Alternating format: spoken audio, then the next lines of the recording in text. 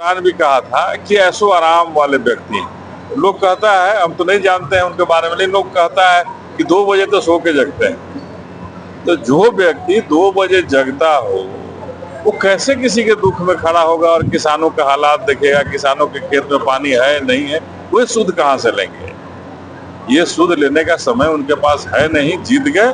अब ये 5 साल दिल्ली राज करेंगे और दिल्ली की राजगद्दी संभाल करे बैठेंगे।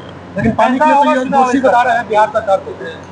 अरे भाई, तो दोषी बता रहे हैं तो हमारे साथ बैठ के कंधे से कंधे मिला के आंदोलन करिए ना कि क्यों नहीं पानी आ रहा है। दोषी तो कोई आप भी बता रहे हैं, तो आप ही को सांसद होना चाहिए था।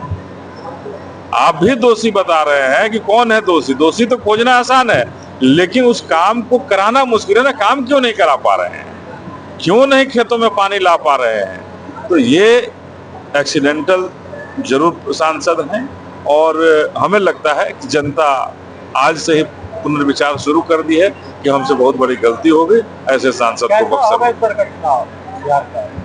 देखिए, बिहार का चुनाव अम्बेडकरवाद पर चुनाव होगा और बिहार का चुनाव निश्चित रूप से बहुजन समाज पार्टी के लिए एक चुनाव है और इस चुनाव में बहुजन समाज पार्टी सबको आश्चर्यचकित करके बिहार की गद्दी पर बैठेगी।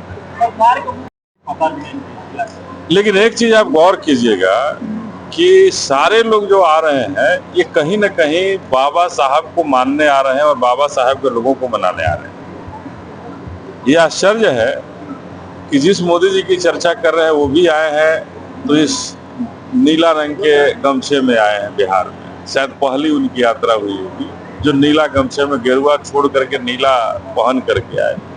तो ये बता रहा है कि अब हमारे बहुजन समाज पार्टी में इतनी दम है कि प्रधानमंत्री को भी बिहार के दौरा करने में नीला गमछा याद आ रही है। और तेजस्वी जी भी आ रहे हैं तो भी कह रहे हैं बाबा साहब बाबा साहब। और दोनों आज के पहले, इस चुनाव के पहले कब बाबा साहब को याद किए थे? इस चुनाव के पहले तो उन्होंने कभी बाबा साहब को याद नहीं किया।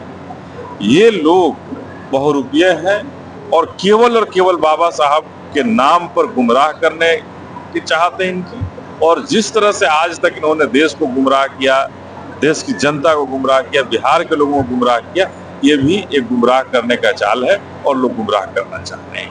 अनिल जी, संगठन का बैठक है जिसमें बूथ स्तर से हर एक बूथ से समीक्षा कर रहे हैं किस बूथ पर क्या स्थिति है, कैसे ठीक होगा और कैसे बूथ जीतेंगे। तो बहुजन समाज पार्टी अपनी बहन जी के नेतृत्व में, बहन मायावती जी के नेतृत्व में बूथ स्तरीय समीक्षा बैठक करने के लिए, बूथ स्तरीय समीक्षा करने के लिए आज इस बैठक को आहूत की गई है। और तमाम बूथों से लोग आए हैं बक्सर विधानसभा में और आकर के लोग बता रहे हैं कि उस बूथ में हमारी स्थिति क्या है, कैसे हम वहाँ बूथ जीतेंगे।